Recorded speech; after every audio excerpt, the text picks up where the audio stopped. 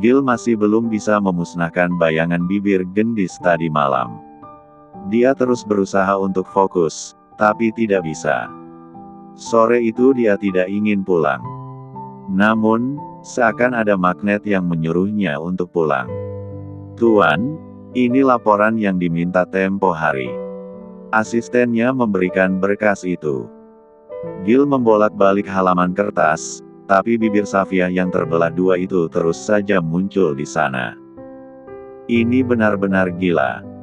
Gil mengambil ponselnya. Kaluna. Gil baru ingat kalau dia sudah punya janjian dengan Kaluna. "Aku sudah telat 1 jam."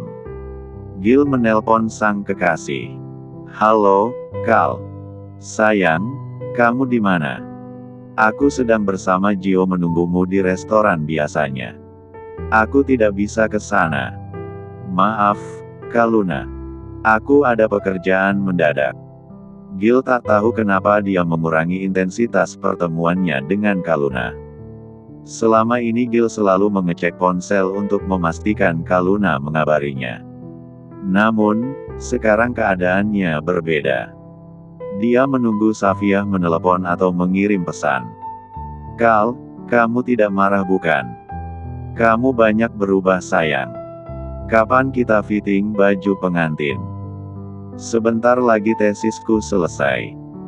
Aku punya banyak waktu untukmu." Gil memijat keningnya. "Kal." Ia sudah tersiksa menyimpan rahasia pernikahan dengan wanita bercadar itu. "Aku tahu kamu sibuk dan lembur sekarang." "Ya sudah. Kita masih punya banyak waktu untuk bersama." Gil menyudahi pembicaraan itu dari ponselnya. Melamun menanggung beban carut-marut kehidupan. Ponsel Gil berbunyi lagi. Safia. Gil belum siap untuk berinteraksi dengan pemilik mata bening itu, tapi kalau tidak diangkat Safia pasti akan curiga bahwa dirinya ingin mengelak.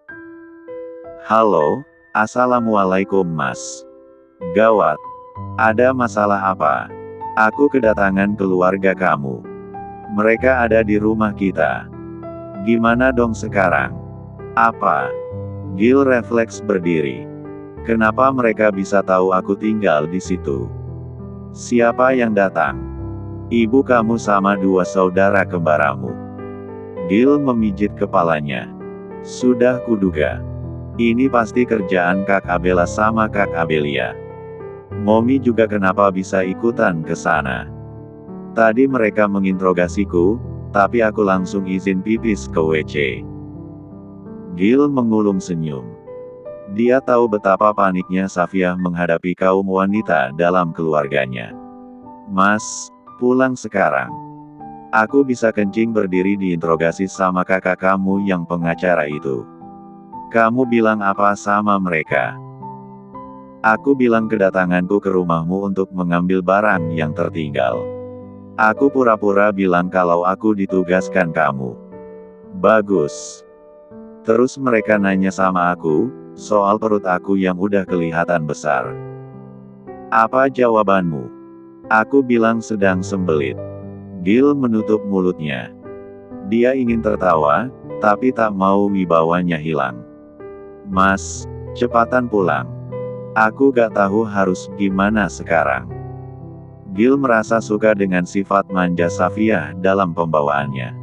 "Iya, bawel." Gil mengemas barang-barangnya untuk pulang ke rumah. Safia terpaksa kembali ke ruang tamu. Untung saja tadi, dia mengenakan cadar hitamnya. Rencana awalnya, Safia ingin bertemu dengan Marwah. Namun, secara tiba-tiba 3 wanita itu datang ke rumah. Ya Allah, kok jadi merinding sih? Safia ke dapur membuatkan minuman teh untuk 3 orang itu. Perlahan wanita bercadar itu kembali lagi ke ruang tamu. "Bu, Mbak. Ini diminum dulu." Tampak jelas tangan Safia yang gemetar hebat. "Kok kamu seperti pemilik rumah saja ya?" tanya Abela. "Lah, gak boleh begitu." Sang ibu, Giara menyikut anaknya. "Maafkan 2 putri saya ini ya. Mereka memang sedikit overprotective sama adik bungsunya. Iya, Bu. Safia memperhatikan guratan senyum Giara yang mirip dengan Gil. Giara kini sudah berhijrah mengenakan hijab. Meski sudah berkeriput, tapi masih memancarkan aura seorang model dari gaya berpakaian syari, tapi stylish ia memadukan tunik bercorak bunga pink dan pasmina abu. Duduk dulu nak. Giara begitu lembut saat berbicara. Safia duduk di sofa krim seberang 3 orang itu. Abella dan Abelia meski sudah berumur juga tetap muda. Namun, mereka belum mengenakan kerudung. Masih lengkap dengan seragam ala wanita kantoran. Blazer hitam. Safia susah membedakan mereka berdua. Wajah sama dan satu frekuensi saat menginterogasi. Santai saja. Giara memperhatikan Safia yang semakin gemetar dan seringkali berpindah posisi duduk. Kalau kamu sudah disuruh-suruh sampai datang ke rumahnya, itu pasti Gil sudah percaya sama kamu. Iya Bu. Safia sudah berkeringat dingin. Serasa jadi sapi kurban yang sebentar lagi bertemu tukang jegal. Minum dulu es tehnya. Giara menuangkan minuman itu ke gelas kaca. Safia lekas meneguk setengah. Abella memperhatikan ruangan yang didominasi putih itu. Ini serius Gil tinggal di perumahan klaster begini. Bukannya dia tinggal di penthouse. Aku saja kaget sewaktu nanya sama asistennya. Asistennya juga kayak nyembunyiin sesuatu. Kalau nggak dipaksa mana mau dia jujur. Iya, Momi kangen sekali sama adik bandel kalian. Momi mau masakin Gil makanan kesukaannya sekalian. Telepon Kaluna gak ma? Tanya Abella. Gak usahlah. Lagi pula dia kan sibuk di rumah sakit. Abelia menyilangkan tangan seperti mengetahui sesuatu. Terdengar kasak kusuk di teras rumah itu. Semua mata tertuju pada Gil yang berkeringat luar biasa. Kamu kenapa kayak orang abis dikejar anjing? Abelia menyilangkan tangan. Mom. Gil menghampiri sang ibu, tapi sebelum itu dia mengambil es teh milik Safia dan meneguknya sampai habis. Kebiasaan. Itu minuman sekretaris kamu. Giara menggelengkan kepala merentangkan tangan. Anak Momi, dulu bau matahari sekarang bau duit. Safia memperhatikan Gil yang tampak seperti anak kecil di depan ibunya. Gil mendaratkan bibirnya ke pipi sang ibu berkali-kali. Maaf, Mom. Aku sibuk di kantor, tapi kenapa kalian kesini? Justru karena kamu gak pulang-pulang, Mom khawatir Gil. Giara mengelus pipi anaknya. Gil lupa bahwa dirinya adalah CEO Daisy Group yang harus menjaga karisma dan wibawa. Namun, dia malah berada dalam dekapan sang ibu. Safia melongo melihat sisi lain dari Gil yang anak Momi. Mom, datang ke sini mau masakin tom yam udang kesukaan Gil, tukas Giara. Jangan, Mom. Safia alergi seafood, ceplos Gil. 2 kakak kembarnya saling pandang. Kamu sangat mengenal sekretarismu ya. Abelia menyilangkan tangan. Gil lupa mewanti-wanti lidahnya agar tidak salah ucap. Alhasil 2 kakaknya pasti curiga. Oh, kamu mau Safia ikut kita makan juga? Momi sih senang banget. Ayo, Sa. Giara membawa wanita bercadar itu ke dapur. Gil dicegat 2 kakaknya. Kok kamu tahu sekali soal alergi Safia? Selidik Abella. Jangan bilang kamu buntingin. Kak, jangan aneh-aneh, sela Gil cepat pada sang kakak. Aku tahu Gil, Safia itu hamil. Memangnya aku tidak pernah hamil. Aku sudah punya anak. Jadi aku tahu membedakan mana sembelit mana hamil. Abelia berdecak. Aku membantunya Kak. Dia istri temanku dan butuh kerja. Sejak kapan kamu jadi altruisme? Gil malas berhadapan dengan dua kakaknya yang selalu menggunakan bahasa akademisi itu. Mas Noah, kenapa gak sekalian kalian ajak untuk mengontrogasiku? Dia lagi sibuk produksi pewarisnya. Jangan diganggu. Abelia berjalan lebih dulu ke dapur. Jangan macam-macam, Gil. Dedi kita sangat dikenal oleh publik. Reputasi keluarga bisa hancur kalau kamu salah memutuskan sesuatu. Gil sulit untuk bersikap normal. Dua kakaknya bisa membaca mimik seseorang. Dia harus senatural mungkin. Kalian kenapa tidak bilang dulu kalau mau datang ke tempatku? Gil berjalan ke dapur. Gil memperhatikan Safia yang sudah akrab dengan ibunya. Coba saja Kaluna bisa menyempatkan diri untuk dekat dengan sang ibu, pikir Gil.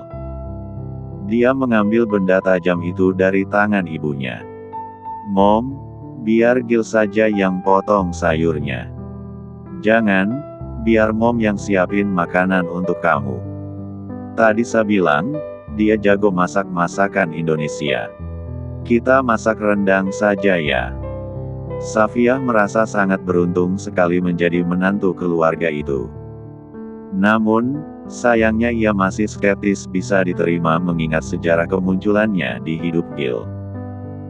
Gil memeluk sang ibu yang sedang menyiapkan bahan makanan. Gil, jangan manja. Kamu tidak malu dengan sekretarismu. Gil memang orang yang sangat menjaga reputasinya di depan siapapun. Namun, dia sudah menghabiskan setengah waktunya bersama Safia. Safia juga sudah tahu bagaimana sisi Gil yang selalu berubah-ubah. Aku seperti mengendus aroma aneh dari Gil.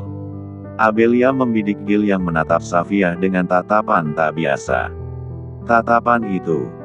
Aku juga merasa ada sesuatu yang disembunyikan mereka. Gil tidak mudah menerima orang untuk dekat dengannya. Dua kakak kembarnya terus menganalisis pola gelagat Gil yang tak biasa dari meja pojok. Sehingga sang adik tak mendengar.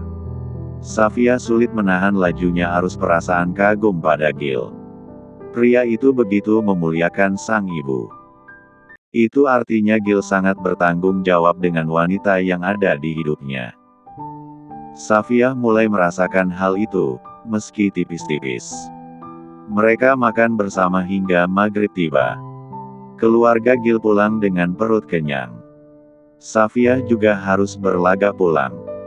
1 jam kemudian, Safia baru kembali lagi ke rumah itu saat malam hari. Ya Allah, sampai kapan kebohongan ini terus berlanjut? Safia mendesah sambil mengucap istighfar. Gil berjalan ke arah pintu. Mas, mau kemana? Aku ada janji dengan Kaluna. Gil membuka pintu. Dek. Ada Kaluna yang berdiri di depan pintu. Gil. Dia membidik Safia yang ada di belakang sang tunangan. Air mata Kaluna berderai hebat. Ternyata benar apa yang Gio bilang. Kamu sudah menikah dengan wanita bercadar itu. Kamu mengkhianatiku, Gil. Kenapa kamu tega melakukan ini padaku? Kaluna terus menjeritkan rasa sakit lewat tangisnya yang bisa membangunkan 10 rumah di sana. Kamu tega sama aku, Gil. Ternyata kamu sudah menikah. Kaluna membalik badan. Kal, aku mohon dengarkan aku dulu. Gil mengejar Kaluna yang masih ada di teras rumah itu. Sementara Safia hanya bisa menyaksikan sang suami bersama wanita lain. Dia juga merasa sedikit rasa bersalah karena berada di antara cinta mereka. Gil menahan Kaluna dengan sekuat tenaga. Kaluna terus meronta minta lepas dari sang tunangan.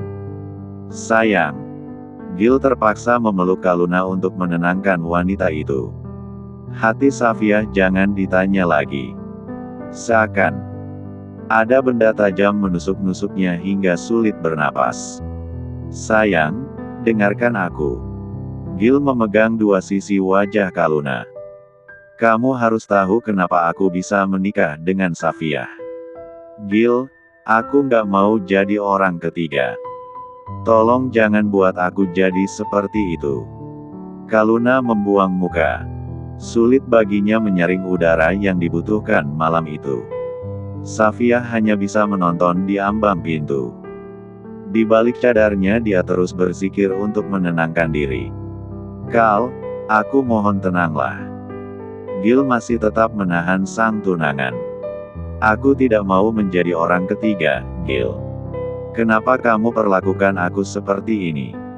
Safia yang menjadi orang ketiga kita. Bukan kamu, Kal. Duar. Rasanya Safia disambar petir saat mendengar pernyataan Gil. Dengar, aku melakukan ini karena kamu bilang tidak ingin punya anak.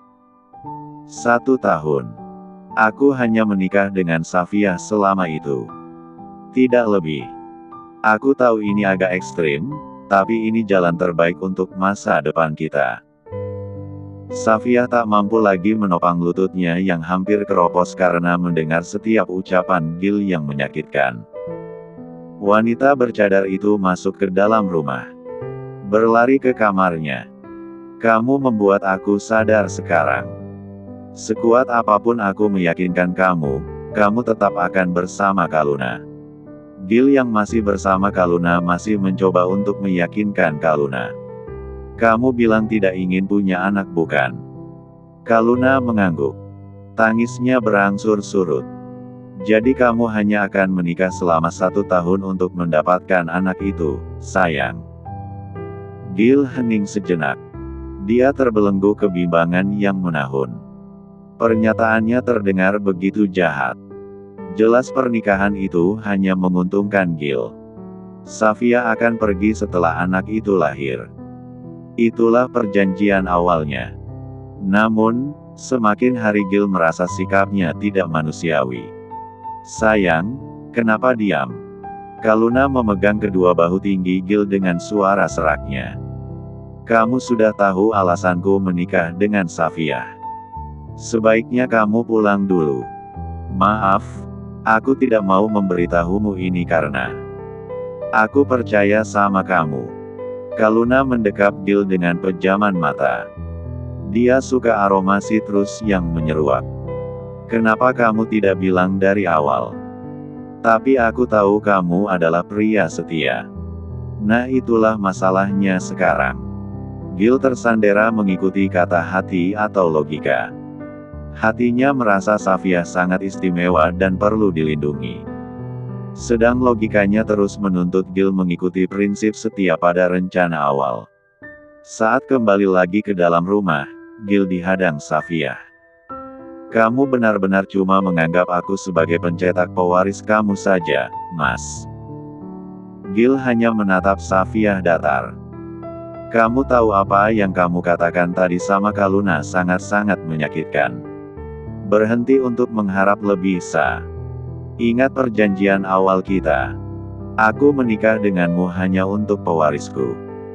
Berhenti berlindung atas nama kewajiban istri untuk mendekatiku.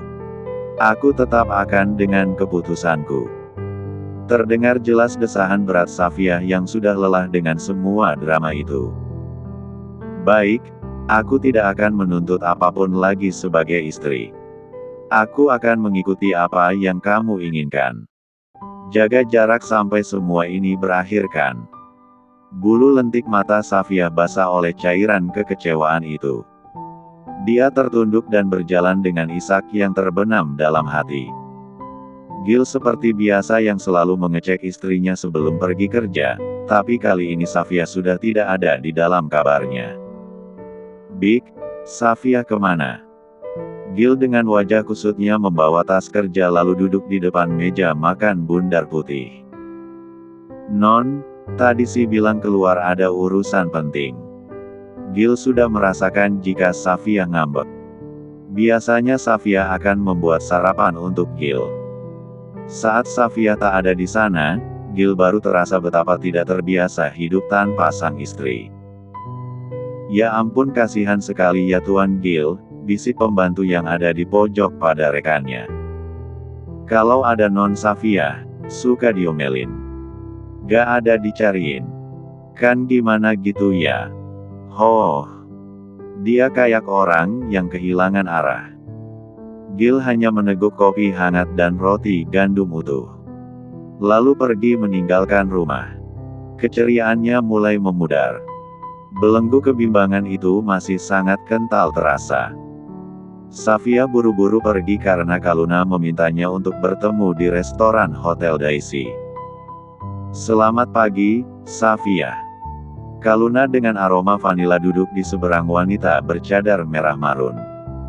Safia yang sejak tadi tidak mendapati siapapun di kafe itu, merasa ada sesuatu yang janggal. Kaluna menyilangkan tangan di depan kemeja putihnya. Aku cuma punya waktu 15 menit. Kenapa kamu ingin bertemu denganku? Suara Safia masih terdengar serak. Aku tahu tunanganku sangat baik hati. Dia ingin yang terbaik untuk kami, tapi aku tidak suka dengan keputusannya menikah denganmu. Tinggalkan tunanganku. Aku tahu kalian menikah resmi. Ajukan perceraian. Aku akan memberimu uang. Di balik cadar itu Safia tertawa.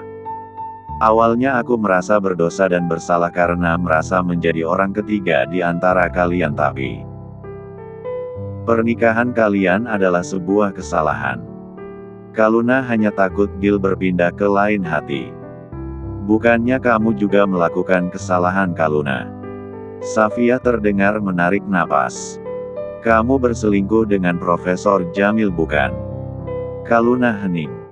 Kamu menyelidikiku. Selama ini Kaluna selalu bermain bersih, tapi kenapa bisa wanita bercadar itu tahu? Tentu saja Kaluna mulai ketar-ketir hatinya. Namun, dia berusaha untuk tenang. Itu bukan urusanmu.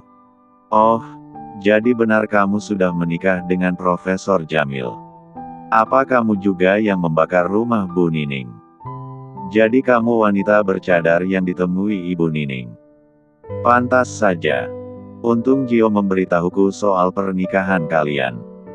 Ternyata kamu mencari informasi tentangku. Supaya apa? Apa karena kamu ingin aku berpisah dengan Gil? Kamu jahat, Kal. Ada banyak korban karena keegoisanmu. Semua aku lakukan demi setara dengan keluarga Gil. Aku tidak mau dipandang sebelah mata. Dan kamu sebaiknya tutup mulut. Jadi semuanya benar. Kamu sudah menikah dengan Profesor Jamil untuk memuluskan pendidikan kedokteranmu. Terus kamu yang udah bakar rumah istrinya. Kamu juga sengaja deketin Gil karena kamu sudah menargetkan Gil sebagai batu loncatan untuk jadi kaya. Kaluna ternganga dengan pengungkapan runut dari Safia. Kamu tahu semuanya dari mana? Aku benar bukan? Kaluna menutupi gemetarnya dengan sikap angkuhnya. Walaupun kamu tahu kebenarannya, Gil pasti tidak akan percaya. Aku juga tidak akan mudah ditumbangkan wanita lembek sepertimu. Tanpa Kaluna ketahui, Safia sudah merekam pembicaraan mereka sejak awal dari ponselnya yang ada di dalam tote bag hitam.